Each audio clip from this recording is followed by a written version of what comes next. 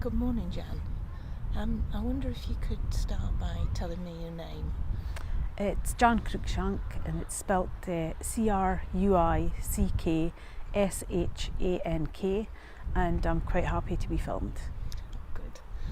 I was wondering if you could just go through why you've come to this workshop today and what you feel that's going to help you with in your particular place that you are. I've come to this workshop because I feel it's a chance for our voices to be heard. I've been going through a sexual harassment grievance and legal situation which has been ongoing since 2015. It's been extremely harrowing and difficult for myself and my family, and I feel that I haven't had an opportunity to be heard. When I heard about this media course, I thought it would be a perfect example for people to know what actually happened and not just things to be covered up and hidden. I'll let you understand, in 2015 I reported a colleague for unwanted sexual attention in the workplace. It had been ongoing for 3.5 years.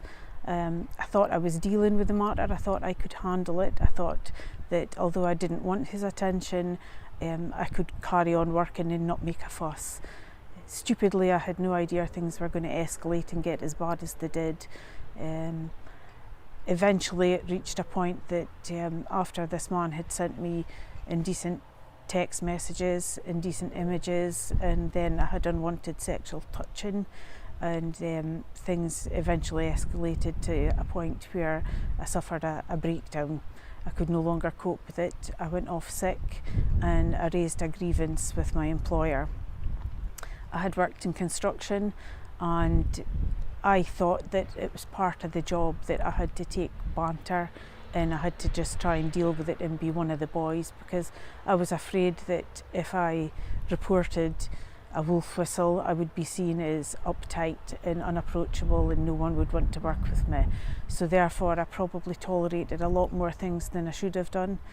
Yeah.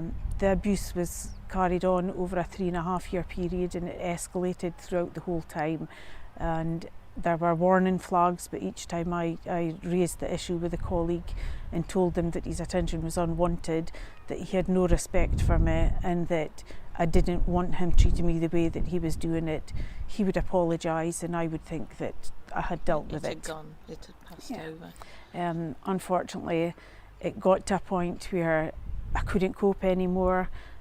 I'd suffered a serious house fire, and there was just no more room in my emotional state to cope with any of it. I broke down, I raised a sexual harassment grievance, and at no point when I involved the union was I told that I had to raise the matter with ACAS, and I just had blind faith that the system would protect me. There were policies in place within the company I worked for. They had clear sexual harassment policies, but when I came forward and told, I simply wasn't believed. I was accused of being a liar. I was told it was necessary for me to say no more than once. My work ethic was questioned when previously all of my appraisals had been excellent, and then all of a sudden I seemed to be the one that was under scrutiny and not the perpetrator. He was never asked why he had sent me a picture of his erection. He was never asked why he sent me indecent messages on his work equipment. He was never challenged as to why he behaved the way he did. He simply said that it was wanted behaviour. He said I'd had an affair with him, which was simply not true, and I had evidence to prove it wasn't true. But any evidence that I produced was just put aside. And eventually, after going through 11 months of harrowing grievance procedures, where I was ignored for many months in between hearings, I reached a stage that my mental state was so bad I became suicidal.